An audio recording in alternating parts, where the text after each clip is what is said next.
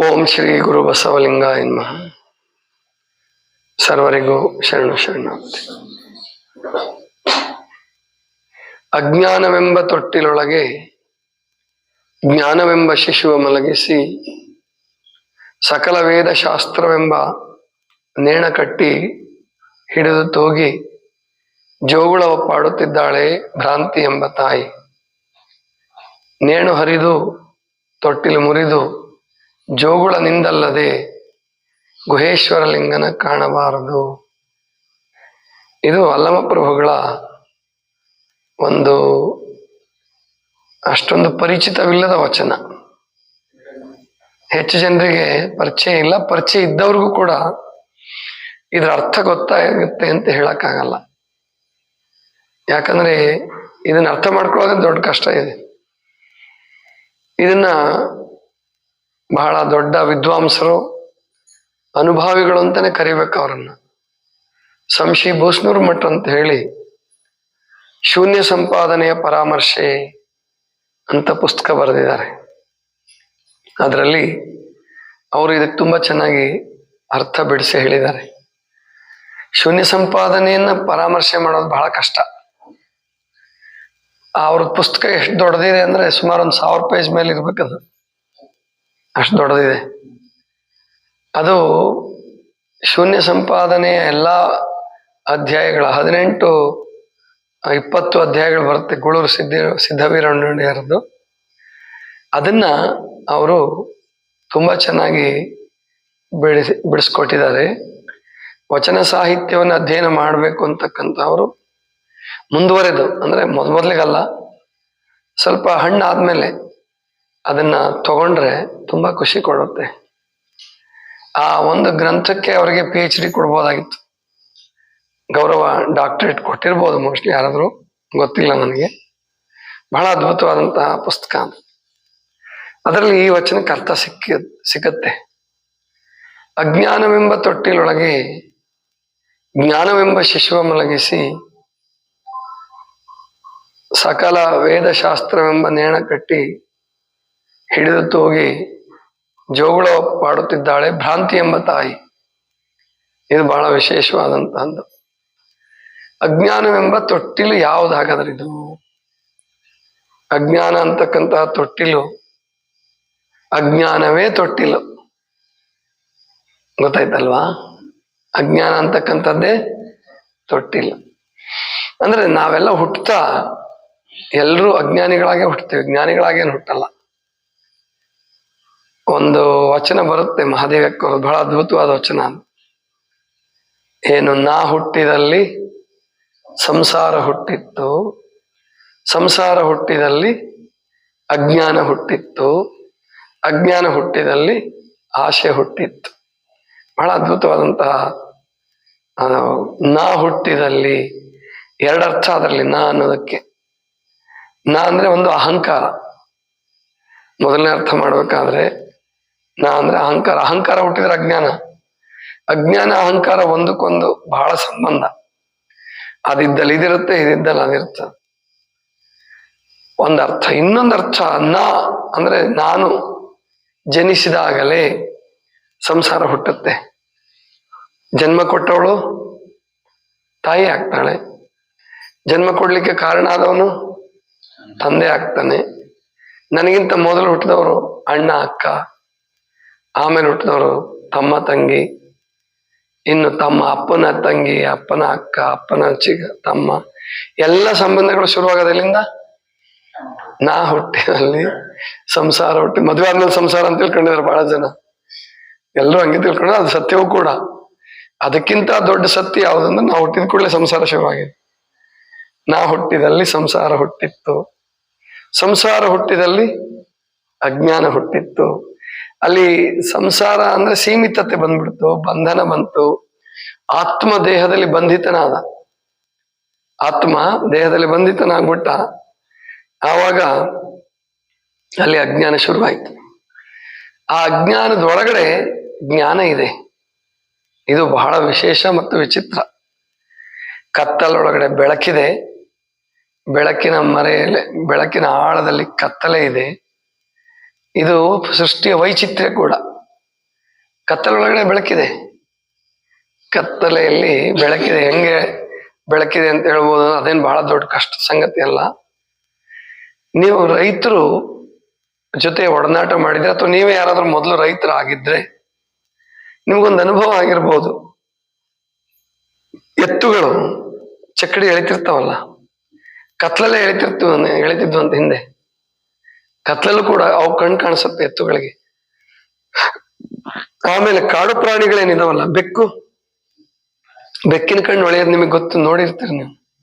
ರಾತ್ರಿ ಹೊತ್ತು ನೀವು ಸೂಕ್ಷ್ಮವಾಗಿ ಗಮನಿಸಿದ್ರೆ ಆ ಬೆಕ್ಕಿನ ಕಣ್ಣಿನ ಹೊಳಪಿರ್ತದಲ್ಲ, ಅದು ನಿಮಗೆ ಕಾಣಿಸುತ್ತಂತೆ. ಹೌದಾ? ನೋಡಿದಾರ ಯಾರಾದ್ರು? ಹೊಳಪು ಅಂದ್ರೆ ಅದರಲ್ಲಿ ಬೆಳಕಿದೆ. ಆ ಮಂದ ಬೆಳಕಿನಲ್ಲಿ, ಕತ್ತಲೆಯಲ್ಲಿ, ಕತ್ಲಂದ್ರೆ ಏನಲ್ಲ, ಮಂದ ಬೆಳಕಷ್ಟೇ. ಬೆಳಕಿನ ಕಡಿಮೆ ಉಪಸ್ಥಿತಿ ಕತ್ಲು ಅಂದ್ರೆ. ಹಾಗೇನೆ ಅಜ್ಞಾನದ ಕತ್ತಲೆಯಲ್ಲಿ ಜ್ಞಾನದ ಬೆಳಕನ್ನು ಇಟ್ಟಿದ್ದಾನೆ ಪರಮಾತ್ಮ. ಅಜ್ಞಾನವೆಂಬ ತೊಟ್ಟಿಲೊಳಗೆ ಜ್ಞಾನವೆಂಬ ಶಿಶುವನ್ನು ಮಲಗಿಸಿದೆ ಸೃಷ್ಟಿ ಮಾಯಿ. ಪ್ರತಿಯೊಬ್ಬರಲ್ಲೂ ಜ್ಞಾನ ಇದೆ. ಅದು ಎಂತ ಮೆಂಟಲಿ ರಿಟಾರ್ಡೆಡ್ ಇದ್ದಾನೆ, ಬುದ್ಧಿಮಾಂದ್ಯ ಇದ್ದಾನೆ ಅಂದ್ರೆ ಅವನು ಜ್ಞಾನಿಯಾಗೋ ಸಾಧ್ಯತೆ ಇದೆ. ನಿಮಗೆಲ್ಲ ಗೊತ್ತಿರಬಹುದು, ರಾಘವೇಂದ್ರ ಸ್ವಾಮಿಗಳು ಅಂತಿದ್ರು, ಮಲ್ಲಾಡಿ ಹೇಳಿ ರಾಘವೇಂದ್ರ ಸ್ವಾಮಿಗಳು ಅಂತ ಹೇಳಿ ದೊಡ್ಡ ಯೋಗ ಪಟುಗಳಾದ್ರು. 104 ವರ್ಷ ಬದುಕಿದ್ರಂತೆ. ಅವರು ಮೊದಲಿಗೆ ಅವ್ರಿಗೆ ಈ ಮಾತಾಡಕ್ ಬರ್ತಿರ್ಲಿಲ್ಲ ಸರಿಯಾಗಿ. ಈ ಗುಕ್ಕದು ಅಂತಾರಲ್ಲ, ತೊದಲೋದು, ಹೆಂಗೆಂಗ ಉಚ್ಚಾರಣೆ ಮಾಡೋದು.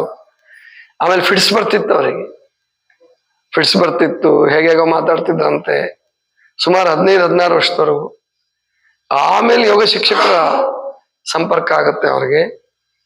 ಯೋಗ ಶಿಕ್ಷಕರು ಇಂದ ಒಬ್ರು ದೊಡ್ಡ ಯೋಗಿಗಳ ಸಾನ್ನಿಧ್ಯ ಸಿಗುತ್ತೆ. ಅದು ಪೂರ್ವ ಜನ್ಮದ ಪುಣ್ಯ, ಅವರ ತಪಸ್ಸು. ಅಂದ್ರೆ ನಾನು ಇದನ್ನ ಯಾಕೆ ಹೇಳ್ತಾ ಇದ್ದೀನಿ ಅಂದ್ರೆ, ಎಂಥ ಅಜ್ಞಾನಿ ಇದ್ದಾನೆ ಅಂದ್ರೂ ಕೂಡ ಅವನೊಳಗಡೆ ಜ್ಞಾನದ ಶಿಶು ಮಲಗಿದೆ. ಅದಕ್ಕೆ ಅವಕಾಶ ಬಂದಿಲ್ಲ, ಜ್ಞಾನ ಹೊರಗೆ ಬರಕ್ಕೆ, ಜ್ಞಾನ ಬೆಳೆಯಕ್ಕೆ ಅವಕಾಶ ಬಂದಿಲ್ಲ ಅಷ್ಟೇ. ಆದ್ರೆ ಮಲಗಿರೋದಂತೂ ಸತ್ಯ. ಇನ್ನು ಪ್ರತಿಯೊಬ್ಬರಲ್ಲೂ ಜ್ಞಾನದ ಹಿಂದೆ ಅಜ್ಞಾನ, ಅಜ್ಞಾನದ ಒಳಗೆ ಜ್ಞಾನ ಪ್ರತಿಯೊಬ್ಬರಲ್ಲೂ ಅಡಕವಾಗಿದೆ. ಮಹಾಜ್ಞಾನಿ ಅನ್ನಿಸ್ಕೊಂಡವನೊಳಗೂ ಅಜ್ಞಾನ ಇರ್ಬೋದು, ಇರಬಾರ್ದು ಅಂತ ಏನಿಲ್ಲ, ಇದ್ದೇ ಇರ್ತದೆ ಸ್ವಲ್ಪನಾದ್ರು. ಈಗ ನೋಡಿ, ನಾವು ಕನ್ನಡ ಮಾತಾಡ್ತೀವಿ ನಾವು, ಅಂದ್ರೆ ನಮಗೆ ಸಂಸ್ಕೃತ ಬರಲ್ಲ, ಅಥವಾ ತಮಿಳು ಬರಲ್ಲ, ತೆಲುಗು ಬರಲ್ಲ. ತೆಲುಗು, ತಮಿಳು, ಮರಾಠಿ ವಿಷಯದಲ್ಲಿ ನಾವು ಅಜ್ಞಾನಿಗಳೆಲ್ಲ. ಎಂಥ ಜ್ಞಾನಿಗಳಿದ್ರು, ಕನ್ನಡ ಪಂಡಿತ ಇದ್ದಾನೆ ಅಂದ್ರು, ಬೇರೆ ಭಾಷೆ ಬರಲ್ಲ. ಈ ಜಗತ್ತಿನಲ್ಲಿ ಜ್ಞಾನ ಅನ್ನುವಂಥದ್ದು ಅಗಾಧವಾಗಿದೆ, ಅನಂತವಾಗಿದೆ. ಅಜ್ಞಾನವೂ ಹಾಗೆ ಇದೆ, ಸ್ವಲ್ಪ ಜ್ಞಾನ ಪಡೀತೀವಿ ಅಷ್ಟೇ. ಅದೆಲ್ಲಕ್ಕಿಂತ ಮುಖ್ಯವಾಗಿ ಇಲ್ಲಿ ಬಸವನ ಭಟ್ರು ಬರೆಯೋದೇನಪ್ಪಾ ಅಂತಂದ್ರೆ, ಯಾರು ಜ್ಞಾನಿಗಳು ಅಂತ ಅನಿಸ್ಕೊಂಡಿದಾರೋ ಅವರನ್ನು ಕೂಡ ಮಾಯೆ ಅಜ್ಞಾನದಲ್ಲಿ ಮಲಗಿಸ್ಬಿಟ್ಟಿದ್ದಾಳೆ. ಏನು ಮಾಡಿ? ಸಕಲ ವೇದ ಶಾಸ್ತ್ರವೆಂಬ ನೇಣ ಕಟ್ಟಿ ಹಿಡಿದು ತೋಗಿ ಜೋಗುಳವ ಪಾಡುತ್ತಿದ್ದಾಳೆ ಭ್ರಾಂತಿ ಎಂಬ ತಾಯಿ. ಇಲ್ಲಿ ಸಕಲ ವೇದ ಶಾಸ್ತ್ರಗಳು ಅಂತ ಬಳಸ್ತಾರೆ. ವೇದ ಅಂದ ಕೂಡಲೇ ಸಾಮಾನ್ಯವಾಗಿ ಎಲ್ರಿಗೂ ನೆನಪಿಗೆ ಬರೋದೇನಪ್ಪಾ ಅಂದ್ರೆ ಋಗ್ವೇದ, ಯಜುರ್ವೇದ, ಸಾಮವೇದ, ಅಥರ್ವವೇದ. ಇದಷ್ಟೇ ವೇದ ಅಲ್ಲ. ಇವುಗಳಿಗೆ ವೇದ ಅಂತ ಕರೆದಿದ್ದಾರೆ. ವೇದ ಅಂದ್ರೆ ಜ್ಞಾನ ಅಂತ ಅರ್ಥ. ವೇದ ಶಬ್ದಶಃ ಅರ್ಥ ಏನಿದೆಯಲ್ಲ, ವೇದ ಅಂದ್ರೆ ಜ್ಞಾನ. ಇಲ್ಲಿ ಸಕಲ ವೇದ ಶಾಸ್ತ್ರ ಅಂತ ಬಳಸ್ತಾರೆ ಪ್ರಭುದೇವರು. ಅಂದ್ರೆ ಕೇವಲ ವೇದಗಳು ಅಂದ್ರೆ ನಮ್ಮ ವೇದಗಳು ಅಷ್ಟೇ ಅಲ್ಲ, ಯಾವ್ಯಾವ ಧರ್ಮ ಗ್ರಂಥಗಳು ಅಂತಿದಾವೋ, ಯಾವ್ಯಾವ ಪರಮಾತ್ಮನ ಸ್ತುತಿಗಳು ಅಂತಿದಾವೋ, ಯಾರ್ಯಾರು ಧರ್ಮಸ್ಥಾಪಕರು ಅಂತಿದಾರೋ ಅವರೆಲ್ಲರೂ ಕೂಡ ಸ್ಥಾಪನೆ ಮಾಡಿದಂತಹ ಅಥವಾ ಹೇಳಿಕೊಟ್ಟಂತ ಗ್ರಂಥಗಳೆಲ್ಲ ಇಲ್ಲಿ ನೇಣುಗಳೇ. ಅಂದ್ರೆ ಮಾಯೆಯ ಉದ್ದೇಶ, ಅಥವಾ ಮಾಯೆ ಅಂದ್ರೆ ಕೆಟ್ಟದ್ದಂತ ತಿಳ್ಕೊಬೇಡಿ. ಮತ್ತೆ ಮಾಯೆ ಇಲ್ಲದೆ ಹೋದ್ರೆ ಸೃಷ್ಟಿನೇ ಇಲ್ಲ. ಅರ್ಥ ಆಗ್ತಿದೆ ಅಲ್ವಾ? ಮಾಯೆ ಅನ್ನುವಂಥದ್ದು ಇಲ್ಲದೆ ಹೋದ್ರೆ, ಅಜ್ಞಾನ ಅನ್ನುವಂಥದ್ದು ಇಲ್ಲದೆ ಹೋದ್ರೆ ಸೃಷ್ಟಿನೇ ಇಲ್ಲ, ಸೃಷ್ಟಿ ಆಗೋದೇ ಇಲ್ಲ. ಆದ್ರಿಂದ ಮಾಯೆಯ ನಿಯಮವನ್ನು ಹೇಳ್ತಿದಾರೆ ಇಲ್ಲಿ. ಮಾಯೆ ಕೆಟ್ಟವಳು, ಮಾಯೆ ಕೆಟ್ಟದ್ದಾಮೇಲೆ ಹೆಣ್ಮಕ್ಳನ್ನೇ ಮಾಯೆ ಅಂತ ಹೇಳ್ಬಿಟ್ಟಿದ್ದಾರೆ. ನೋ, ಕ್ರೈಸ್ತರಲ್ಲಿ ಮುಸಲ್ಮಾನರಲ್ಲಿ ಒಂದು ಶಬ್ದ ಇದೆ, ಶೈತಾನ್, ಶೈತಾನ್ ಅಥವಾ ಸೈತಾನ್ ಅಂತ ಹೇಳ್ತಾರೆ. ನಾವೇನ್ ಮಾಯೆ ಅಂತ ಕರಿತೀವೋ ಅದನ್ನು ಸೈತಾನ್ ಅಂತ ಕರೀತಾರ. ಅವರು ಕೂಡ ದೇವರಿಗೆ ವಿರುದ್ಧವಾಗಿ ಶೈತಾನ ಅಂತ ಹೇಳಿದೆ. ಶೈತಾನನ ದ್ವೇಷಿಸಿ ಅಂತ ಹೇಳ್ತಾರ ಅವ್ರು. ಆದ್ರೆ ಸಂತರು, ಸೂಫಿ ಸಂತರು, ಜ್ಞಾನಿಗಳಾದಂಥವ್ರು, ಶರಣರ ಮಟ್ಟಕ್ಕೆ ಏರಿದಂಥವ್ರು ಮಾಯೆಯನ್ನ ದ್ವೇಷಿಸೋದಿಲ್ಲ, ಶೈತಾನನನ್ನ ದ್ವೇಷಿಸೋದಿಲ್ಲ.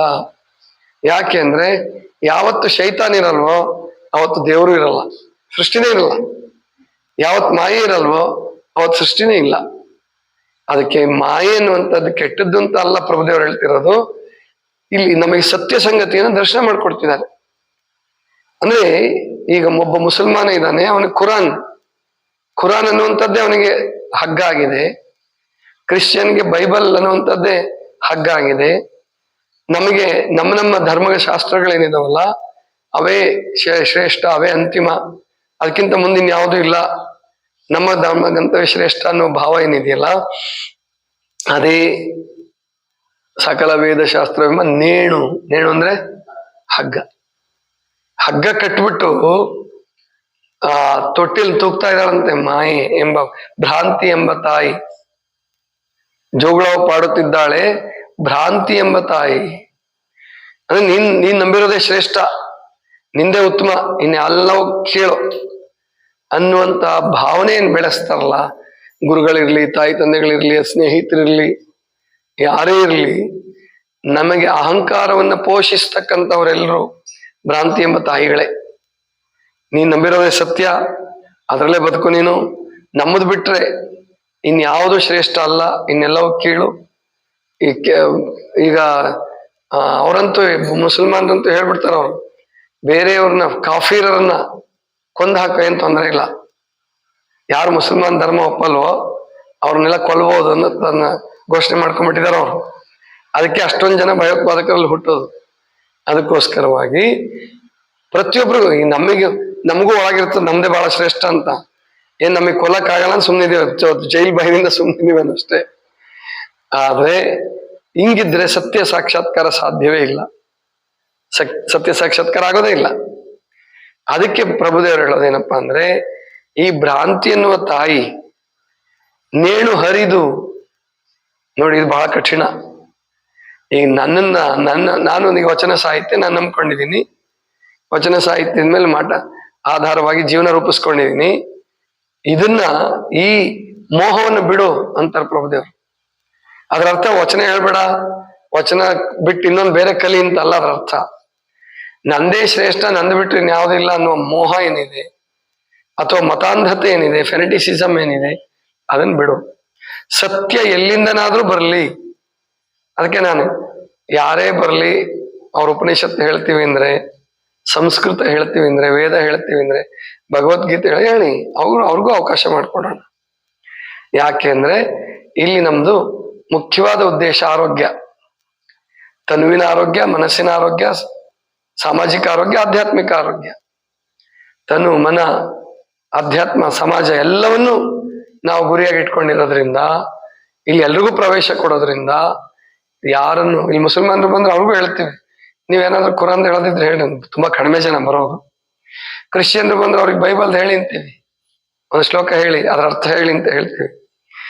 ಯಾರೇ ಬಂದರೂ ಕೂಡ ಅವ್ರಿಗೆ ಅವಕಾಶ ಮಾಡಿಕೊಡ್ಬೇಕು. ನಮ್ಮ ಬರೇ ಮೇಲ್ಮೇಲೆ ಅವಕಾಶ ಮಾಡಿಕೊಡೋದಲ್ಲ, ನಮ್ಮ ಹೃದಯದ ಭಾವನೆಯೂ ಕೂಡ ಹಾಗೆ ಇರಬೇಕು.